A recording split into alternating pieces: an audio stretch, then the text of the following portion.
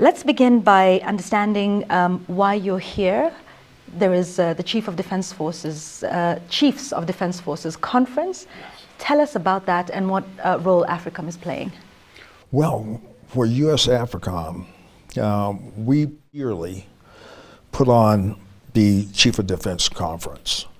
You know, when I first took command back in 2022, we had a conference in Rome. And I said, you know what?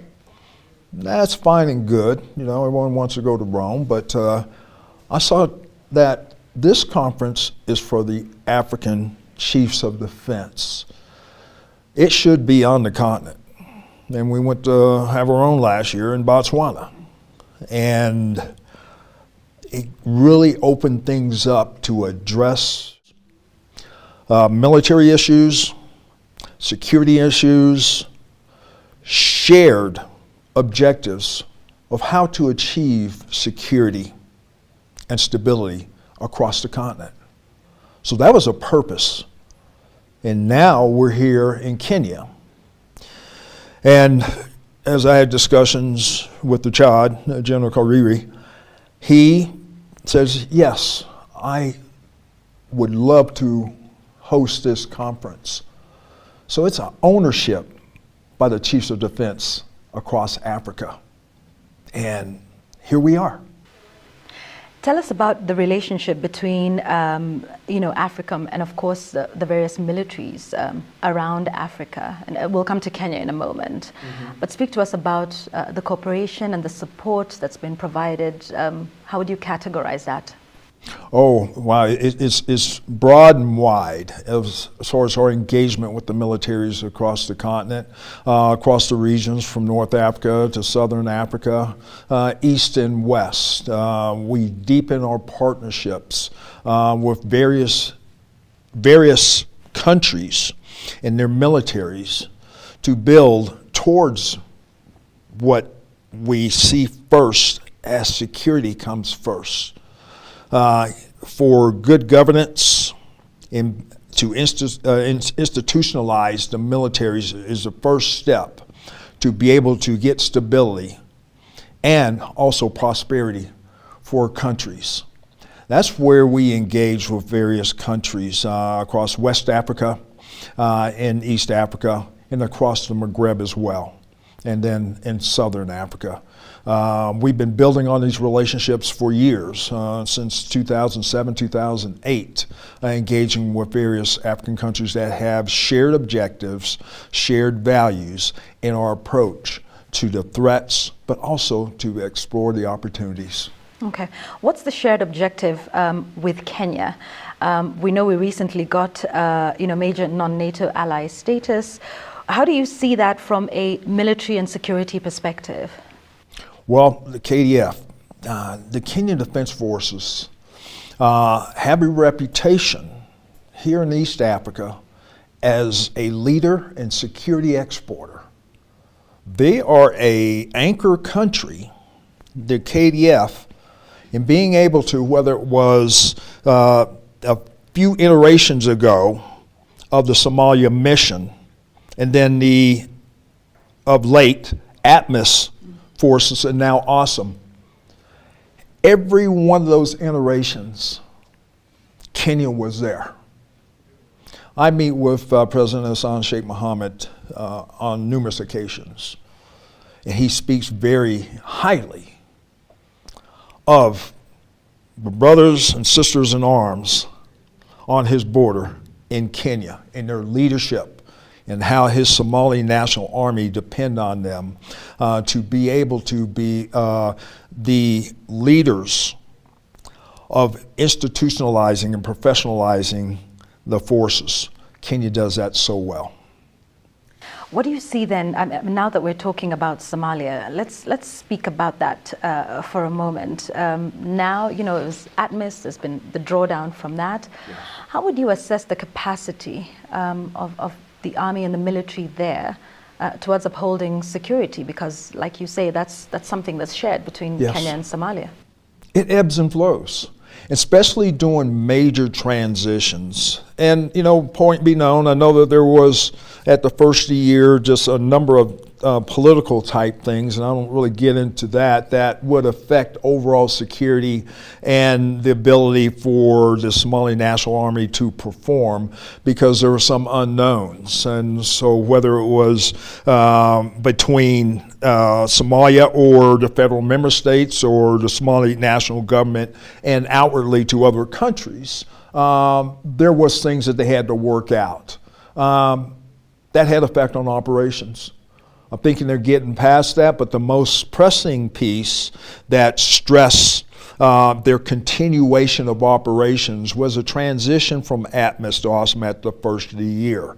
And anytime there's change, there is a ability for the adversaries to exploit that gap or seam in time and push their operations, trying to be able to get a foothold and take the fight to the Somali National Army. That's what we're seeing now.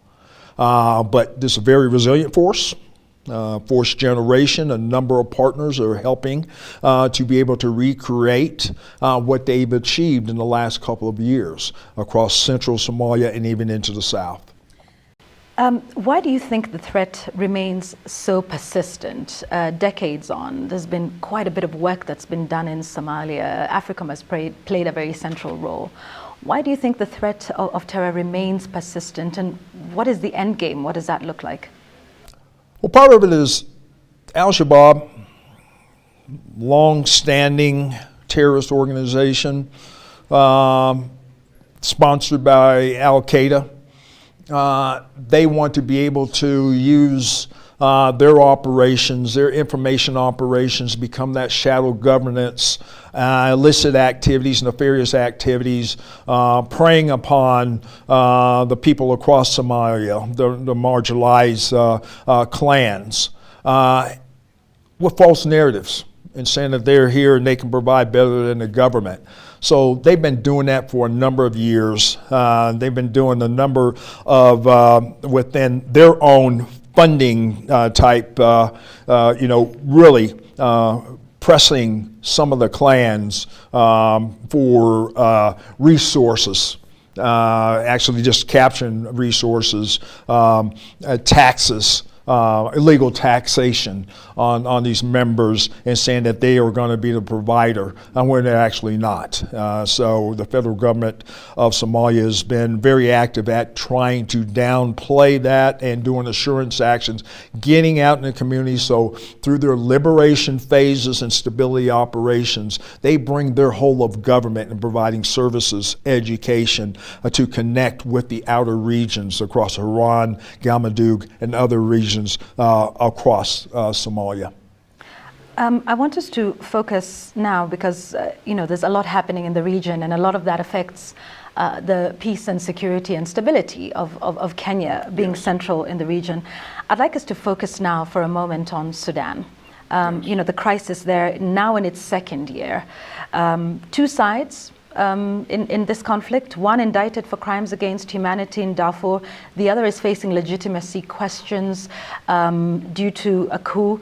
In this divide, General Langley, does AFRICOM have a side? Well, that's a policy question. Right now, we want peace because, point being known, these atrocities and this civil war since 15 April 2023, and the displaced population from the Darfur region into other countries, it's a travesty. The casualties there are equivalent to any other place on the globe. And that story needs to be told. Burhan and Hemedi going at it, two warlords that actually was a coup within itself. It was supposed to be civilian governance. It was supposed to be elections. And then war broke out. Who suffered from that? The people of Sudan suffered from that. So we're trying to push for peace. There needs to be coming. So that's in our policy realms and diplomatic realms of those leaders across the globe, to get them to come to the table. there was atrocities on both sides. And what role is Africa playing, if any, even behind the scenes? This is strict. This is at the higher level. Okay. As far as the diplomatic piece, we don't have a military role there. Do you see the Sudan conflict as posing a great security threat in the Horn of Africa? Or how would you assess, that situation? It could emanate. Yeah. It can emanate, just the instability there, and could affect more migration, whether that migration goes east, west, or even north, of displaced populations. Has reverberating effects across other communities that stokes conflict. We see that even down south when you look at the DRC and the M23 and displacing, as they marched upon Goma, displaced populations. It affects people's lives and stability.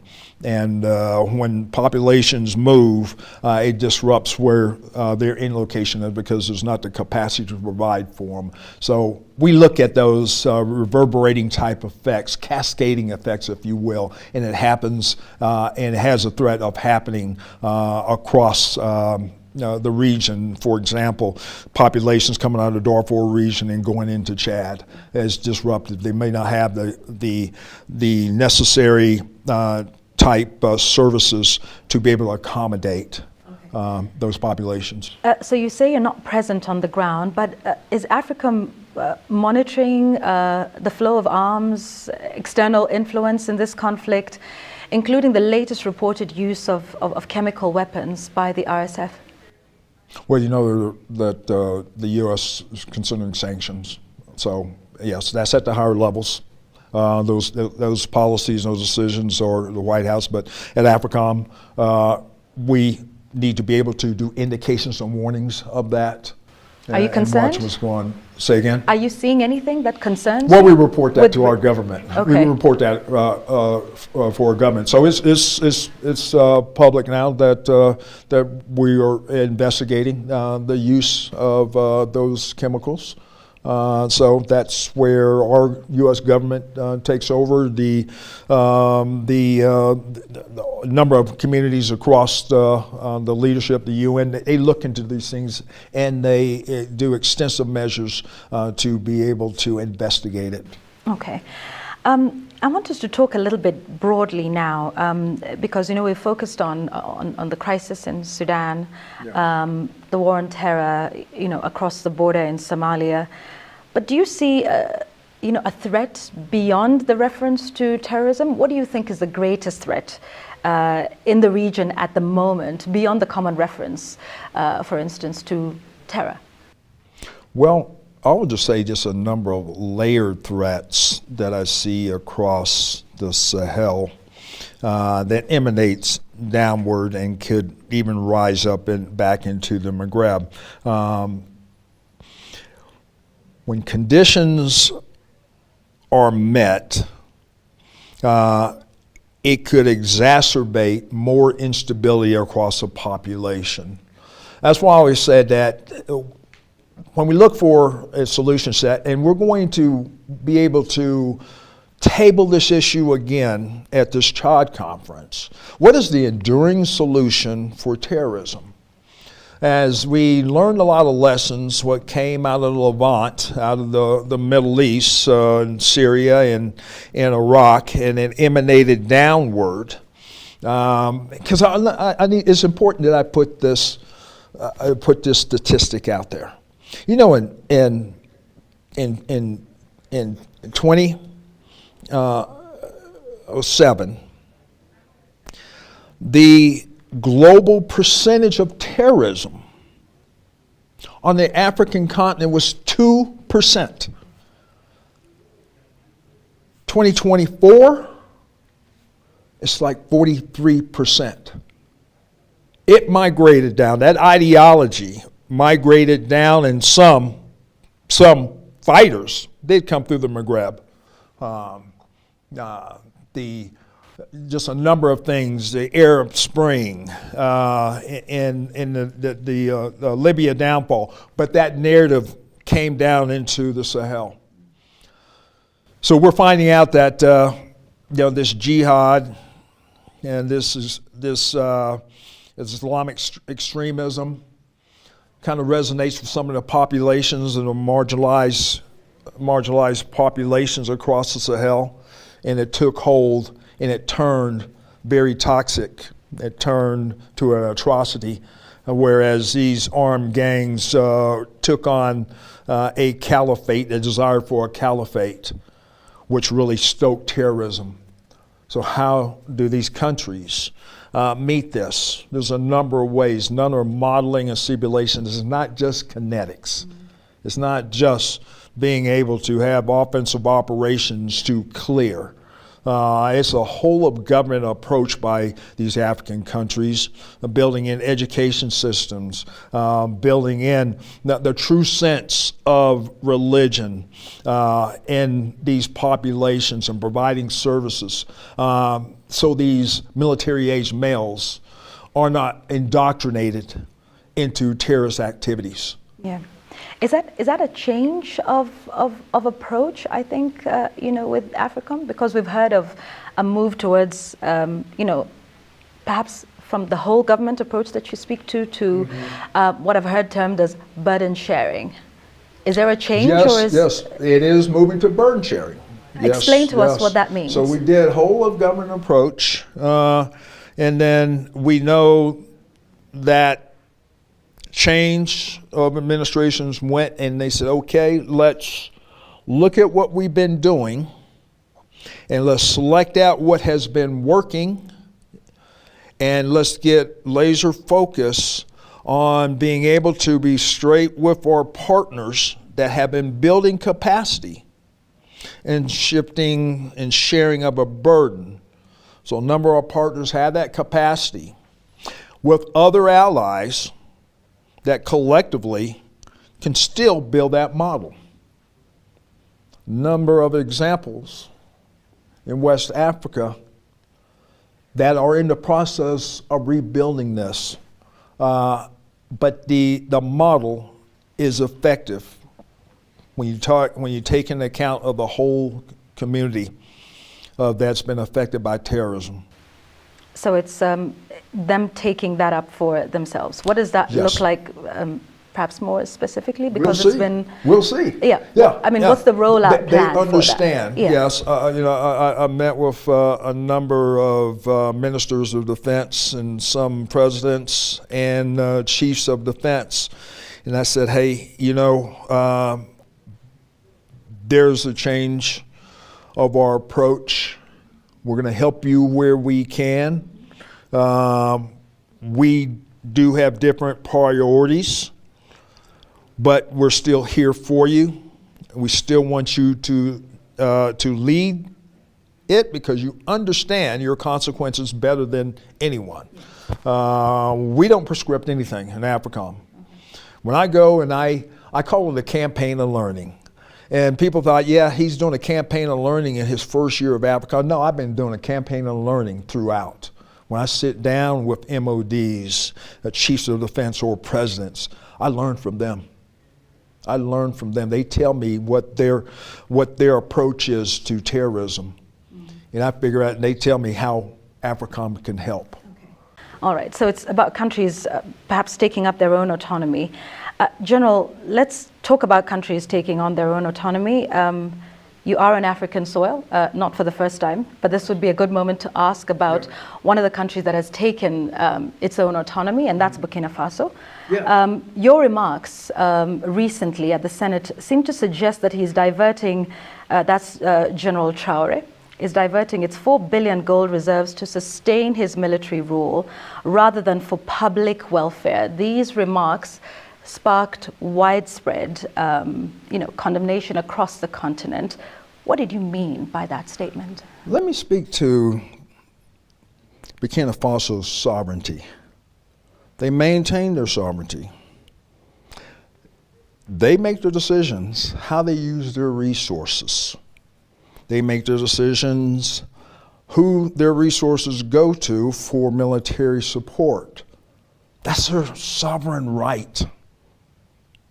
But my cautionary tale was just from a military perspective. That was a Senate Armed Services Committee asking me a direct question. Burkina Faso, a lot of great things going on to progress them forward, okay? But then when you look at the military part of it, knowing that that's the epicenter of global terrorism, it was my time to illuminate that this is probably their weakest point, and there needs to be sufficient resources going towards for the whole fight of terrorism in that country, period. They make their decisions, though. That's their sovereignty, their sovereign right to make their decisions, what is appropriate, what's not. But I wanted to illuminate that it's going in the wrong direction now. ISIS is getting stronger. JNIM is getting stronger. Al-Qaeda in the lands of the Maghreb is getting stronger in that country. And do you think it's getting stronger after General Traore took over? It has. Just look at the numbers of attacks. It really has, since 2022. I've been tracking this since I took command. So,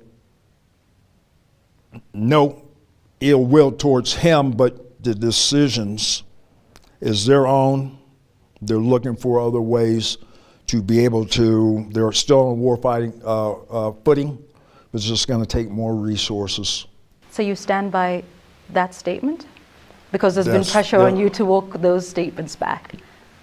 That's my statement. That's my assessment. That is getting worse. More needs to be done for not just local, but whole of country, because of these violent extremist organizations are seeking revenue, they're seeking resources, they're seeking recruiting from the Burkinabe people, and they're seeking refuge within their country. That threatens their sovereignty. And that threatens America's interest? Say again? Does that then threaten America's interests? Yes, thank you for asking that. Because especially ISIS, and of course in East Africa is inextricably linked all the way to ISIS West Africa, ISIS Sahel, and there's going to be probably a move afoot for them to move and seek refuge within the line. So we have shared objectives, and we offer to work together with the Burkinabe government and border countries. Mali, Niger, coastal West Africa countries collective, because here's what these organizations do. Here's what these terrorist organizations do. They seek refuge in the seams or the borders of these countries and lets them thrive and grow and lets them recruit, gain resources to carry on their illicit and nefarious activities against the populations of those people. And what would America, perhaps AFRICOM, be prepared to do? Would you be considering an ouster like we saw with Muammar Gaddafi in Libya? Because there's still many Africans who are yet to recover from that. If this is a bigger threat, as you say, in Burkina Faso, what is AFRICOM prepared to do about it? We do indications and warnings. There's a number of activities that we do, and we'll just go ahead and mention building institutional capacity. There's not going to be U.S. boots on the ground. Very, very small for exchange of ideas and training, exercises. Over time, that builds institutional capacity and capability in these armies. There, AFRICOM, we are working towards a burden sharing and a burden shift for their independent operations. That's our goal. We have the shared objectives because these same terrorist groups can threaten our homeland. So we're in concert. I was just in African Lion over in Morocco a number of countries working together to is be able to Burkina address. Faso invited here today for this conference? Yes, yes. They were invited to African Lion in Morocco. Yeah. Yes, like I said, we're moving forward. Okay. We're moving forward because we have that shared goal of defeating terrorism. All right. Speaking of that, because the reaction out of the statements that you made about Burkina Faso were several African leaders feeling you are speaking on sovereignty issues that America shouldn't be. And as a result, there are those who see the role of Africa as less of a partner in, the war against, shared threats, as you mentioned, and more of a protector of Western or American economic interests that allows access to Africa's vast mineral resources, and as more of a paternalistic relationship than one of respect amongst peers. What would you respond to that? I respond that there's others on the globe that do that. There's others on the globe that do that. Now, I'm going to even bring it up. We should have even already know, okay? But I'm going to even bring that up. Okay. We respect the sovereignty. We respect their decisions. We respect their decisions of who they choose as a security partner. And then we measure the common denominator that's keeping these countries across the Sahel from progressing forward. In 2050, the largest workforce on the globe is going to come out of the continent of Africa. The youth need hope. They need peace and stability so they can hit their potentials.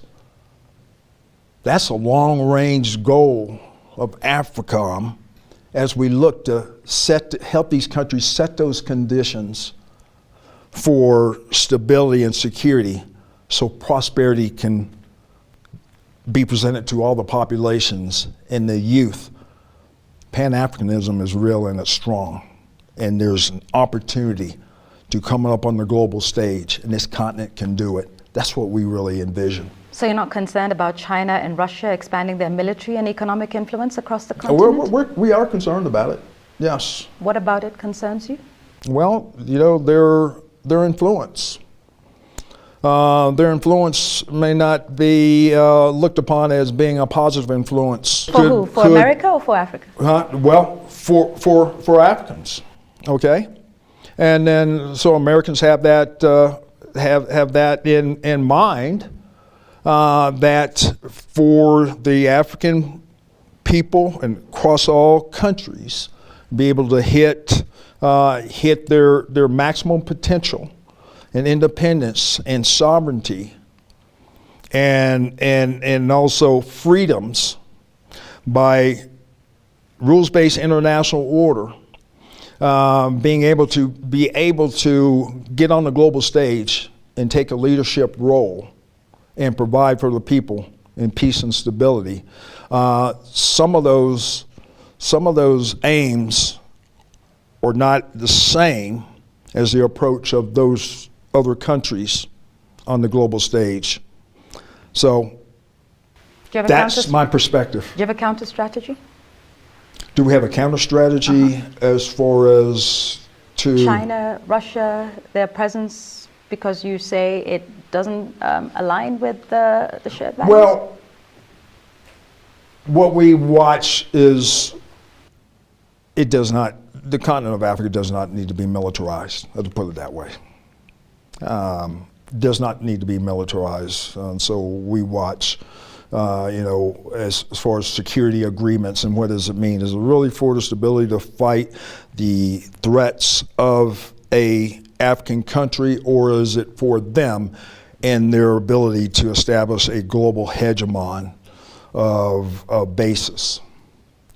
That's what concerns us. We'll have to leave it there for now. Thank Okay. you very much, All right. General Michael Langley. Thank you you very much for speaking with us All on right. Citizen Television. Thank you.